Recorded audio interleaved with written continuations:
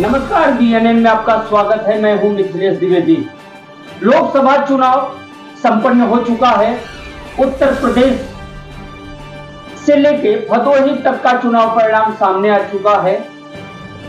उत्तर प्रदेश में इस बार बीजेपी को झटका लगा है, क्योंकि इंडिया अलायंस की प्रमुख दल कांग्रेस और समाजवादी पार्टी के गठबंधन ने धमाल मचा दिया। 37 सीटें समाजवादी पार्टी, 6 सीटें कांग्रेस, 43 सीटें जीतकर इंडिया अलायंस सबसे बड़ी पार्टी, सबसे बड़ा गठबंधन बन चुका है। उत्तर प्रदेश में भारतीय जनता पार्टी को झटका लगा है।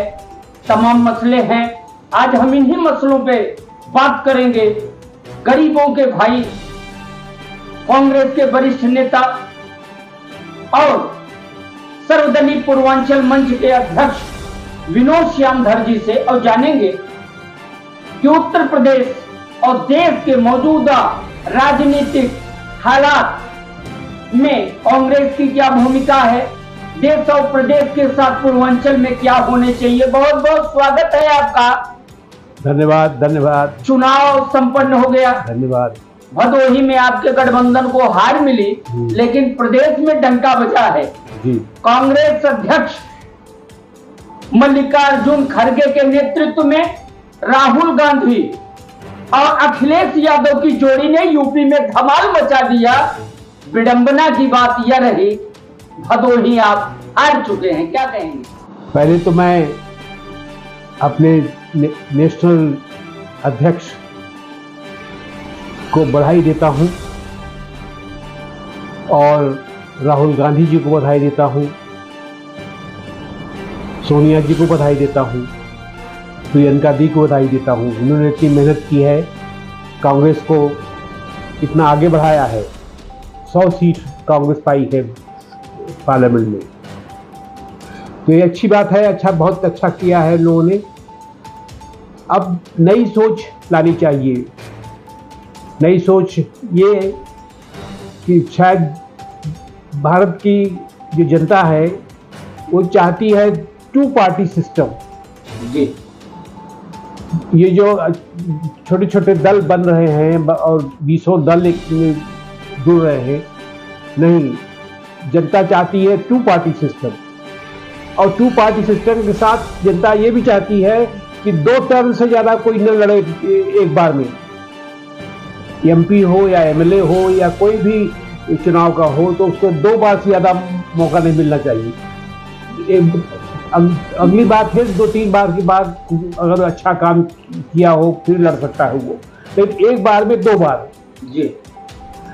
और स्थानीय की बात, स्थानीय लोगों को न तवज्जो दे करके गलत हो रहा है। हमारे क्षेत्र प्रांत के अध्यक्ष थे राय साहब, वो जब यहाँ आए थे आज से 4 महीने पहले, तो वो कह गए थे कि हम यहाँ के स्थानीय लोगों को हम चुनाव लड़ाएंगे जो मजबूत करने दें। और वो ये भी कह गए थे कि हम सारे 80 सीट पर लड़ेंगे। उनका ये इरादा था। मेरी खुद की उनसे बात हुई थी, कांग्रेस के प्रदेश अध्यक्ष अजय राय सिंह। उन्होंने कहा था स्थानीय और मजबूत प्रत्याशी लड़ाए जाएंगे भदोही में, और प्रदेश की 80 सीटों पे हम लड़ना चाह रहे हैं। ऐसी तैयारी थी उनकी। जी। अब उनकी ये मानसिकता बहुत अच्छी थी और उन्होंने अनाउंस कर, लोग इंतजार कर रहे थे ऐसा होगा। यहाँ के तो इंतजार कर ही रहे थे कि भाई कोई स्थानीय आएगा और जीतेगा। यहाँ का लोगों ने मन बना रखा था कि हम स्थानीय को जिताएंगे। काफी बात आगे बढ़ गई थी। खैर, अब और आगे क्या कहूँ, यही कहना है कि जो हो 2 टर्म बहुत ज्यादा नहीं मिलना चाहिए किसी को मौका। 2 टर्म बहुत है किसी को एमपी बनने के लिए, 2 टर्म बहुत है किसी को मिनिस्टर बनने के लिए। 2 टर्म और लोगों को चांस मिलना चाहिए ना। क्यों, आप क्या समझते हैं? बिल्कुल सही। दिल्ली में पेयजल का संकट है, सरकार बनाने की कवायद चल रही है, लेकिन सियासी नुमाइंदों को यह नजर नहीं आ रहा है कि झुग्गी झोपड़ियों में रहने वाले लोग प्यासे हैं।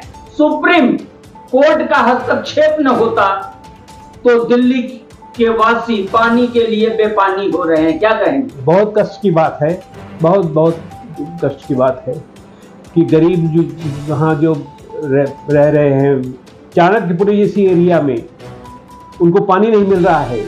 हमने फोटो देखा था, टीवी पे आया था, पानी नल कितने किस तरह से पानी पहुंच रहा है उनको, पानी पहुंच नहीं पा रहा है, प्यासे रह रहे हैं, हम लोग नहा नहीं रहे हैं गर्मी में। तो पहले सरकार को तो पहले यही देखना चाहिए था भाई ये सही हो रहा है कि नहीं, कम से कम सुप्रीम कोर्ट तो जागा है, वो कुछ कर रहा है, लेकिन राजनीतिक लोगों को भी कुछ सोचना चाहिए, इसके ऊपर करना चाहिए। पूर्वांचल की बात करते हैं, सर्वदलीय पूर्वांचल मंच के आप अध्यक्ष भी हैं।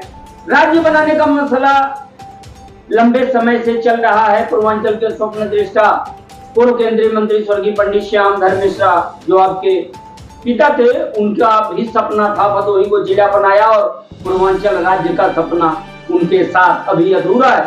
बहरहाल आपने पिछले बार हमारे साथ बातचीत में कहा था कि प्रधानमंत्री नरेंद्र मोदी लगातार बड़ी जीत दर्ज कर रहे हैं, शायद इसीलिए पूर्वांचल राज्य का मसला भूल गए। लेकिन अब तो यूपी में झटका लगा, 80 में 43 सीटें इंडिया गठबंधन ले उड़ी, इनके खाते में महज 33 सीटें आई।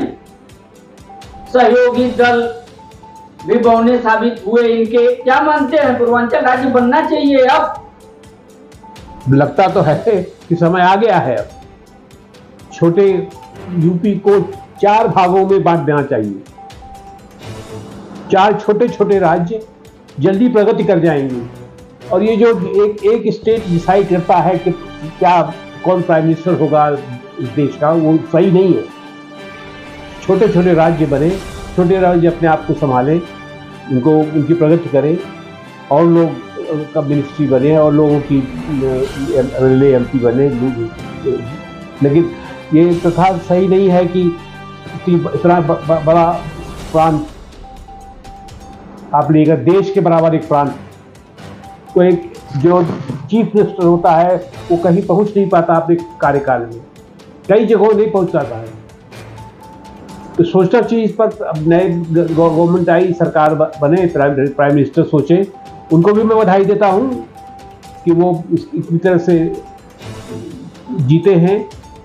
पिछले बार हमसे बातचीत में आपने कहा था कि प्राइम मिनिस्टर कोई भी बनेगा, इंडिया गठबंधन की सरकार बने या फिर एनडीए की, प्रधानमंत्री से आप मिलेंगे पूर्वांचल राज्य के मसले से, पूर्वांचल का मामला रखेंगे, क्या तैयारी है? अब ये लोग सेटल हो जाए पहले तो जाए यह मिलने, दिल्ली में सरकार बन जाए, कौन बनते हैं होम मिनिस्टर, कौन बनते हैं क्या, उससे तब तय किया जाएगा, बात किया जाएगा। जातिवाद की राजनीति फिर एक बार उत्तर प्रदेश में हावी होती नजर आ रही है। हमारा तो मानना ये है कि जो हमारे राय साहब ने जो फैसला दिया था कि हम 80 की 80 सीट पर लड़ेंगे यूपी में, और यहाँ के लिए जो उन्होंने कहा था कि हम स्थानीय, हर जगह के लिए कहा था उन्होंने, हम हर जगह स्थानीय कैंडिडेट थे, तो लोग जो है वही इंतजार कर रहे थे। और जातिवाद का तो सवाल ही नहीं उठता। अब जातिवाद का क्या मतलब है? कौन सी चीज ऐसी की जाए जो एक जात के लिए केवल हो? ऐसा तो छोड़ नहीं सकता केवल एक जात के लिए कोई काम किया जाए।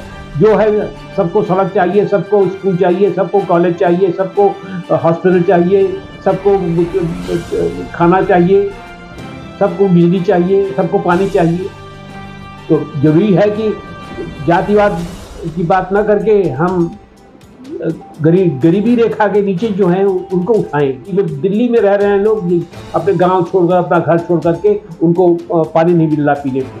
राहुल गांधी को रायबरेली वायनाड में कौन सी सीट रखनी चाहिए? मैं चाहता हूँ रायबरेली रखे।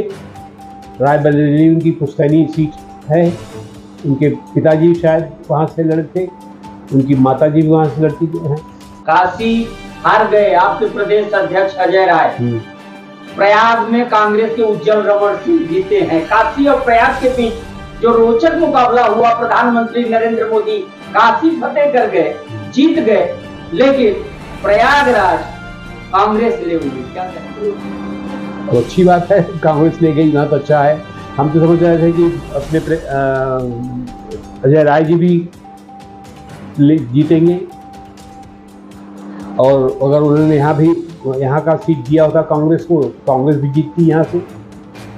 ये यहाँ के लोगों ने मन बना लिया था कांग्रेस को जिताने का, और लोग तैयार थे। वो बीच में बाहर से ला दिए। क्या कहेंगे, भांजा सांसद हो गया आपका? क्या कहूँगा, बहुत खुशी है, बहुत अच्छा लग रहा है। सब लोग मुझे सम्मान देते हैं इसके लिए कि आपका भांजा हो गया है MP, और बहुत खुशी की बात है। बहुत अच्छा हुआ, हमारे बच्चे हमारे आगे बढ़ रहे हैं। बहुत सुखद, हमारे बाबूजी बहुत खुश होंगे जान करके कि शशांक MP बन गए हैं।